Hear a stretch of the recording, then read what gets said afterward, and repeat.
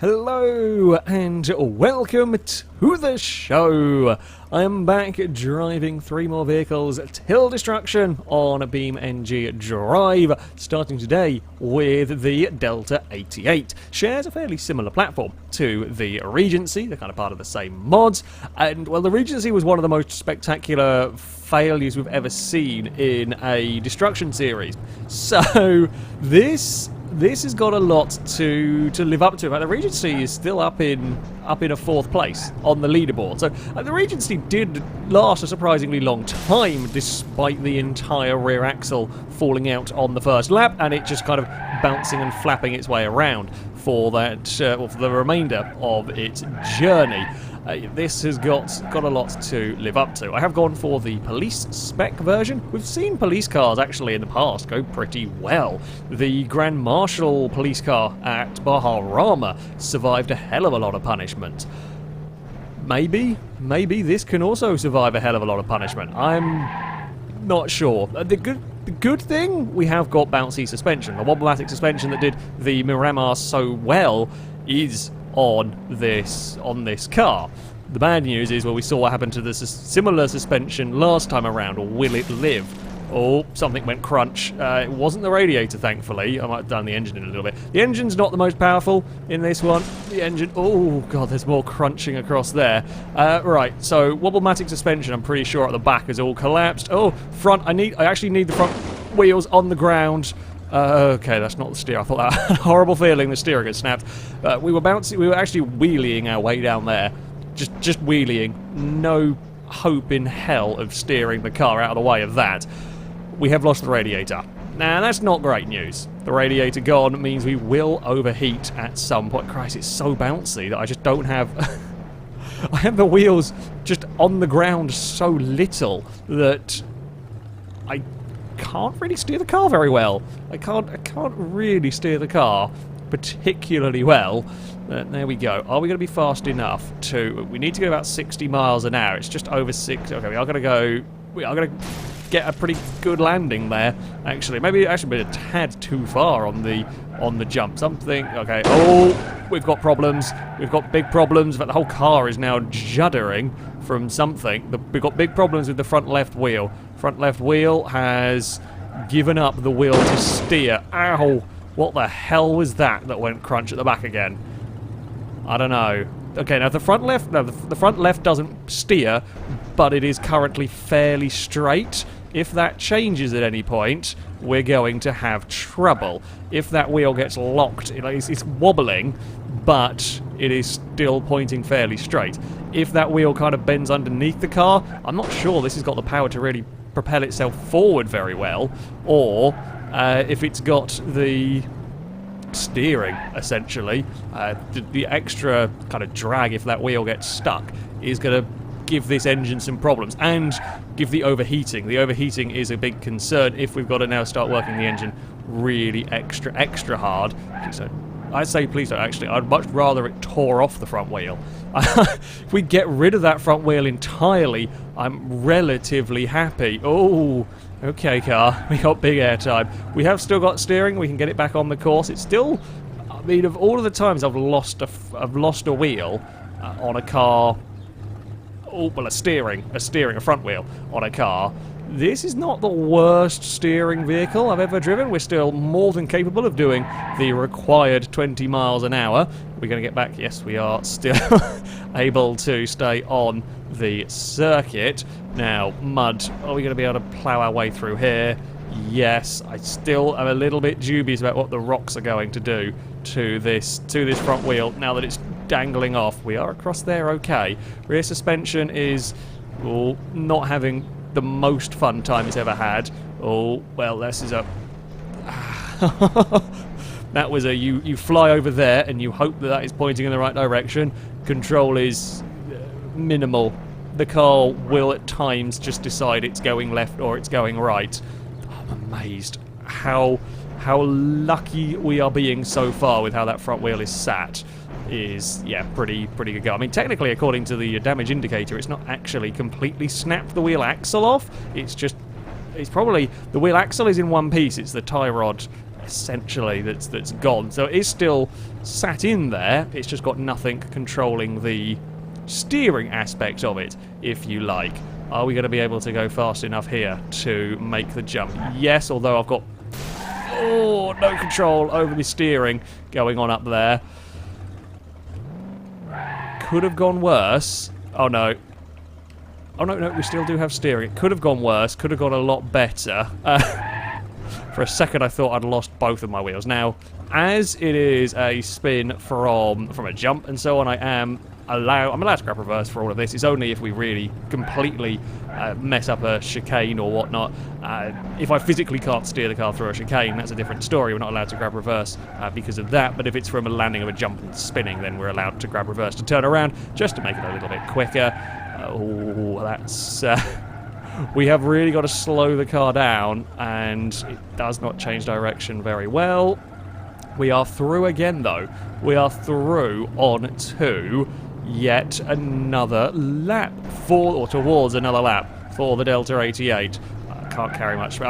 Because that steering's so broken, I now can't carry much speed across the speed bumps, which is probably a good thing, because the wheel in the position that it is would probably get, well, the front would get torn apart if we were going at sort of normal, full pace across there. Engine's actually very, very poorly from all of that. I just saw the piston rings are damaged. Our steering is not great there. Yeah, our engine's poorly. We might actually go out with a overheat, or with an engine death. I think we might end up going out from in this. Interestingly, the temperature gauge is not at the top. However, it's obviously hot enough to be damaging, I guess potentially from maybe even over-revving across these jumps, trying to keep up some momentum in this car. Might have done enough. Oh, God. Can't really make that turn very well. I mean, we technically avoid the speed bumps there. What killed the Regency, we have managed to avoid them with this car. Are we going to make it another time across the rocks? If we can keep up the momentum, yes. If we lose too much momentum through that mud, I'm struggling to steer here. That's a lot of trouble. We've lost both tyres at the front. We have. Well, that might actually help my case a little bit. Maybe a little bit. Oh dear. Oh dear. I think the engine is very poorly. Now, as I have said before, if a car is stuck, I am allowed to free it using the node grabber if it gets beached on the rocks. This has actually got to be quite the freeing session for the car, because that was very well and truly wedged. That is not a happy car. That is not a happy car at all. There is not much life in the old Delta left. In fact, I think we're actually going to burn the clutch to pieces trying to get going up this hill, because we're just sat on... Are we going to lose the clutch before we get up the hill? I mean, it's almost at the point of being counted out for well, the crawler rule. It has to be able to get above 20 miles an hour. It has now done it, now that we've just about got going. I don't even know what's got so upsetting this. I'm not... it's not even drive. It's the clutch failed. I'm not actually sure what's failed in this car. Something has failed and the Delta has gone. I don't think it's not drive shaft, it's not tyres, it's not overheating. Something has broken. I mean, there is kind of sort of movement, that's a goner. And I am not 100% sure what went. I've never had that before in a car. I think we might have blown the clutch.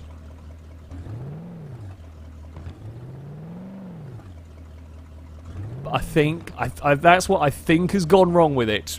But either way, the Delta 88 is very, very much dead. Up next, we move from a rear-wheel drive classic police car on to a modern-day all-wheel drive estate. This, the ETK 800 series. And while a pretty damn fast car, and that all-wheel drive is very helpful, the ETK does have a weakness. The wheel axle. They are well known for being incredibly easy to bend. I actually completely stuffed that up because, well, I mean, the couple of feet didn't make too much of a difference. But, there we go, that's about as reset it's going to be. Not that that thing is particularly accurate anyway, it's just a bit of a rough guide. Anyway, I digress. The wheel axles, yes, are notoriously weak on this car. Now, I have gone for a mid-spec version of the vehicle. We've got a decent, powerful, turbocharged i4 in it, so it should be fairly quick. However, it's not on the full, sports, ultra-stiff suspension, so we might stand a chance of surviving the bumps a little bit longer. It's not going to get quite pinged around as bad as some cars, but it's hardly an off-roader. The all-wheel drive advantage? Well, if we lose a wheel, if we lose a single wheel, we'll be okay. Doesn't matter if it's front or rear. We'll still get drive, and we'll still potentially have some steering. Although the downside is if we bend a wheel but don't lose it, much like we do with the Delta, if you snap a tie rod, you are still getting power to that wheel, and if that wheel is flapping about, it can drag the car off course very, very easily. We are through the mud pit with minimal trouble, although we are not over the jump, not over the rock pit with minimal trouble. We've actually just splayed out the front wheels. That is always the concern with this. That is always the concern with the ETKs. Now, we have splayed them. We haven't broken them. We do still have steering. Both sides, actually, are still operable, which is what we're going to be needing. Yeah, we are still working. How long can we keep that up, I wonder? The downside of all of the speed, of course, is that, well, I've got to attack the circuit here, and to be fair, you've actually got to get across the rocks with a decent amount of speed.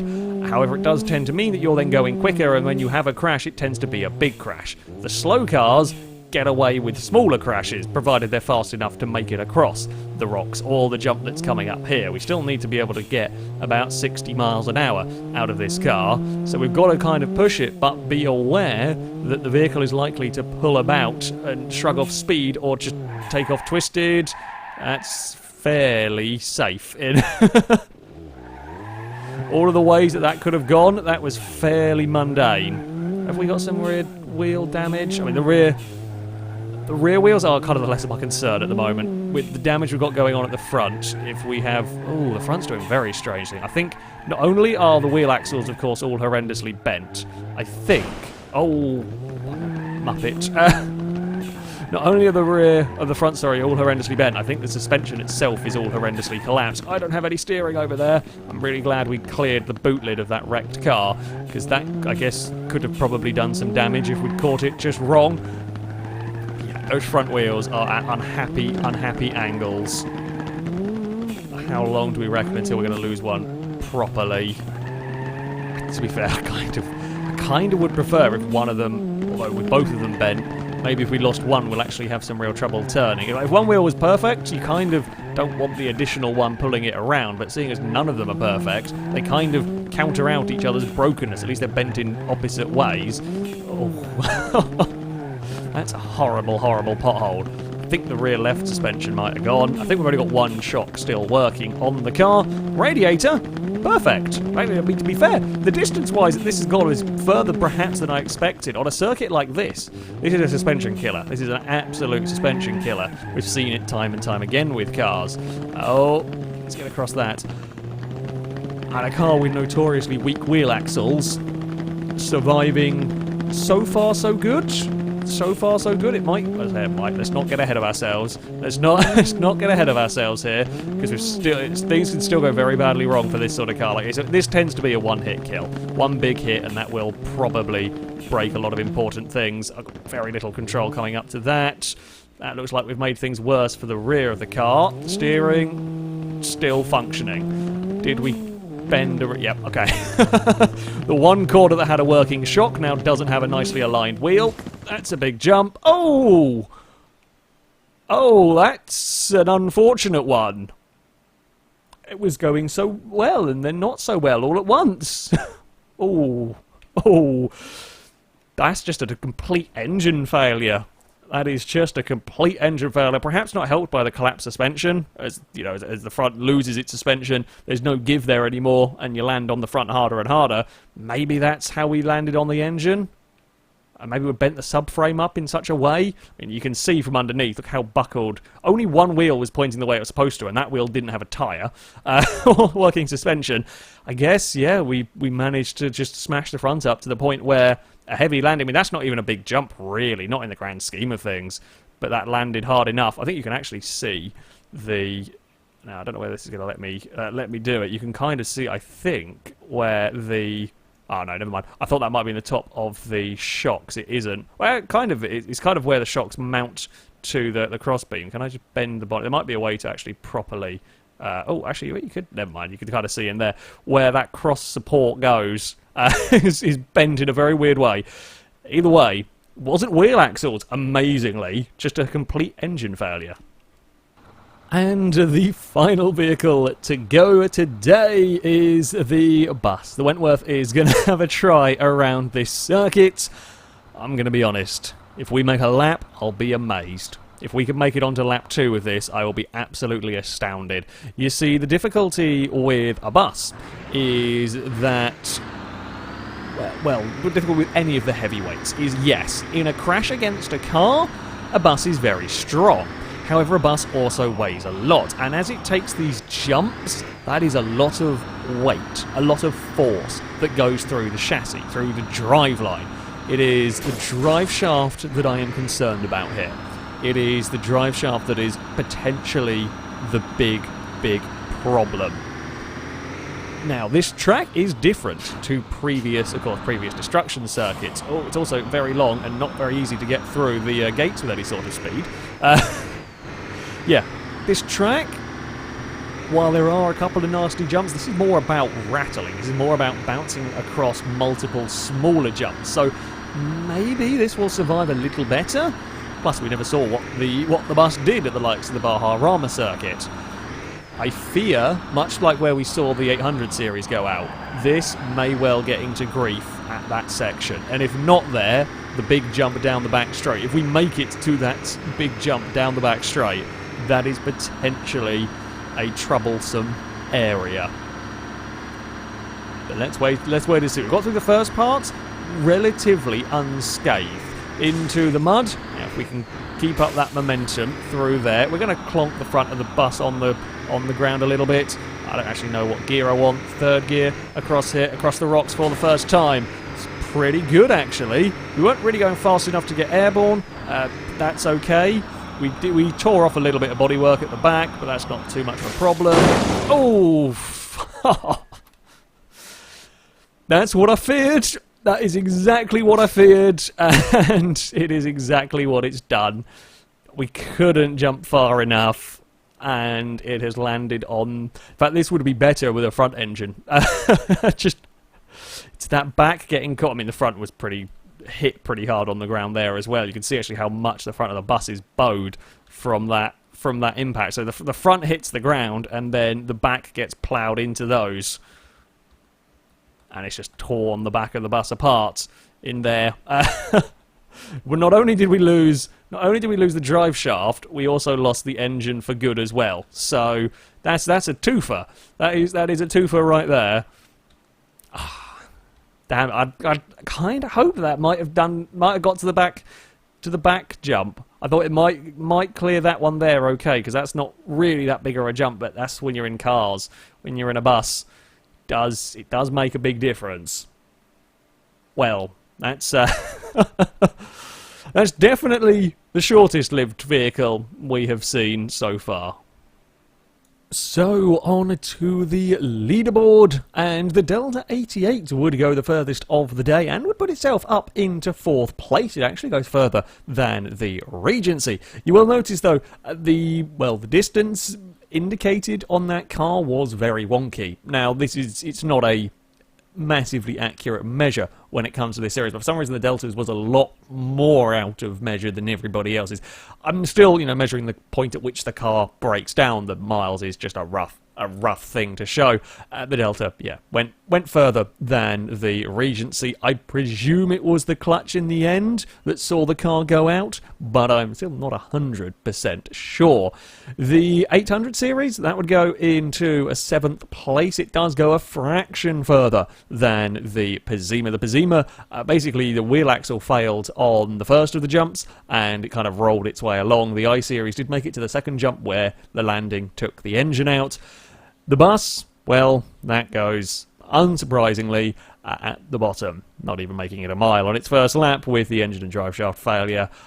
I will probably at some point have a go with a more powerful bus, the one that can jump far enough to not have the engine land on a rock, but as expected, it struggled quite a lot around this circuit. That, though, is going to be it for this video. As ever, I shall link all the mods used in the description, so you can download them, have a go with them yourself. That'll be it from me. Thank you very much for watching, and until next time, a goodbye.